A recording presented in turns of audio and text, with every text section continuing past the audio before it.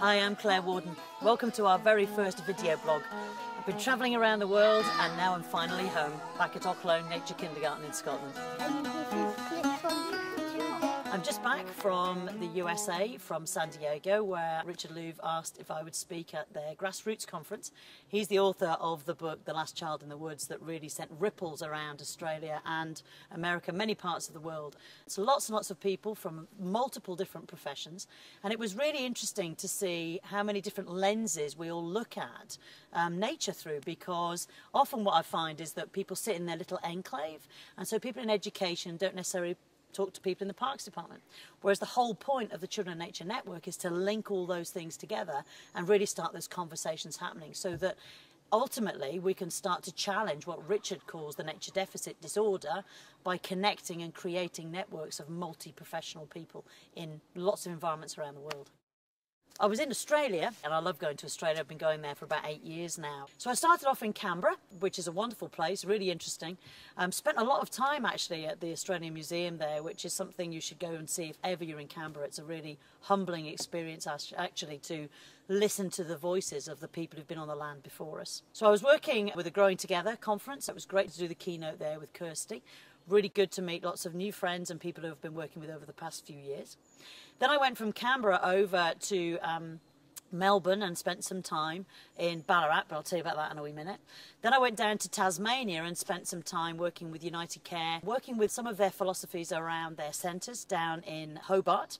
And then I spent some time with a lovely group of teachers up in the northern part of the island, stayed in a lovely place called Penguin. It's the only place in the world with a name of Penguin. Great, 10-foot massive sculpture of a penguin right on the seashore. Then I went from there over to Adelaide and was delighted to be able to work with teachers and educators within that frame of the education department in Adelaide, and we really shared a good day, and I'll be back again I think next year to carry on our conversations.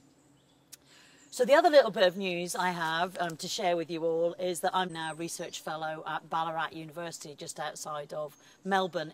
I was approached by Sue, who's one of the professors there, to become part of the department.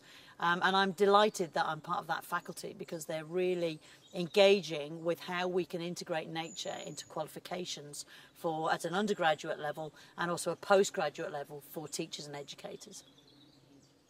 One of the exciting things about Australia for me is that they have the EYLF, the Early Years Foundation document, and they also have the Australian curriculum, and both of those curriculum documents are really embracing consultation with children as an integral part of their planning. So it's really good that lots of people around Australia have actually taken hold of the floor books and the talking tubs and are using those as the way that we can really gather children's voices and integrate it into the planning.